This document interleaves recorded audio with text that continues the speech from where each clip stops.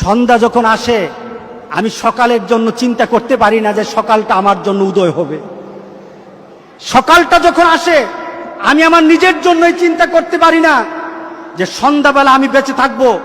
সুতরাং আমি আমার জীবনের যা করার এই মুহূর্তে আমি আমার করে নেই, আমার পরিবারকে বলে নেই। মুহাম্মদ ইবনে ওয়াইস উনি ঘুমানোর সময় তার পরিবারকে বলতেন আল্লাহর হাওয়ালা করে দিতেন, আল্লাহর হাওয়ালা করে দিতেন। ঘুমানোর সময় তার পরিবারকে বলতেন তোমাদেরকে আমরা আল্লাহর হাওয়ালা করে গেলাম, আমি আল্লাহর হাওয়ালা করে গেলাম, আল্লাহর কাছে ছেড়ে গেলাম। ওনাকে বলা হলো প্রতিদিন কেন বলেন?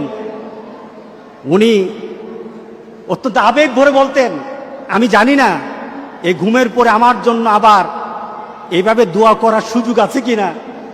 আমরা ঘুম থেকে কোন দোয়া পড়ি? ঘুম থেকে উঠে কোন দোয়া পড়ি?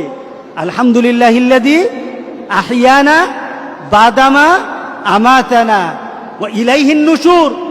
এই যে আমি ঘুম থেকে উঠে মওত থেকে আবার নতুন জীবন পেলাম, আলহামদুলিল্লাহিল্লাযী আহইয়ানা, ওই মাবুদের প্রশংসা যিনি আমাকে আবার জীবিত করলেন। কারণ আমি যখন ঘুমাই তখন আমি মরে যাই, আমি যখন ঘুমাই তখন আমি কি? আমি মরি। আমরা প্রতিদিন তো মরি। আমরা ঘুমের সময় কি দোয়া পড়ি? আল্লাহুম্মা বিইসমিকা আমুতু ওয়া আহইয়া।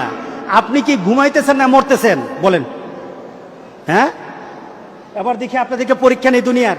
আপনি কি ঘুমাতে যাচ্ছেন নাকি মরতে যাইতেছেন? আপনি ঘুমাইতে যাইতেছেন না, কিন্তু দুয়ার মধ্যে কি বলতেছেন? আপনি বলতেছেন আমি ঘুমাতে যাচ্ছি না, আমি মরতে যাচ্ছি, আমি মরতে যাই, আমি এখন আমার মৃত্যুর দিকে আমি যাচ্ছি। আল্লাহুম্মা বিইসমিকা, আয় আল্লাহ আর তোমার নামে, বিইসমিকা আমুতু ওয়া আহইয়া, তোমার নামে মরি আবার তোমার নামে জীবিত হই। তাহলে আপনি কি করতেছেন? ঘুমে মরতেছেন। আর ঘুম থেকে কি উঠে বলেন আলহামদুলিল্লাহিল্লাযী আহইয়ানা। ঘুমের সময় বললেন মরতে গেলাম, আর ঘুম থেকে উঠে বললেন জীবিত হলাম। এটা কার ইশারায়? টের পাবেন, টের পাবেন, বুঝবেন, নিজের মধ্যে অনুভূতিতে নিয়ে আসতে পারবেন দুনিয়ার জিন্দেগি। আপনি তো প্রতিদিন মরেন, আমি তো প্রতিদিন মরি আবার প্রতিদিন জীবিত হই। এইভাবে যদি নিজেকে চিন্তা করি ইনশাআল্লাহ আখিরাতকে টার্গেট করা আমাদের জন্য সহজ হয়ে যাবে। কি বলেন? ঠিক আছে কিনা বলেন? রাত্রেবেলা কি মরতে যাবেন না ঘুমাতে যাবেন বলেন এবার? হ্যাঁ, মরতে যাবেন ইনশাআল্লাহ। জীবিত করবে কে? জীবিত। এই চিন্তা যদি আমাদের মধ্যে চলে আসে ইনশাআল্লাহ জীবন পরিবর্তন হয়ে যাবে। আল্লাহ যেন আমাদের জীবনকে আখিরাতমুখী করে দেন, আমাদের টার্গেট যেন আল্লাহ আখিরাতমুখী করে দেন, আমাদের চিন্তা চেতনা যেন আখিরাতমুখী করে দেন। আমরা যেন আখিরাতকে চিন্তা করে চলতে পারি। দুনিয়াকে যেন আল্লাহ সুবহানাহু ওয়া তাআলা আমাদের সামনে সুন্দর করে তুলে ধরেন।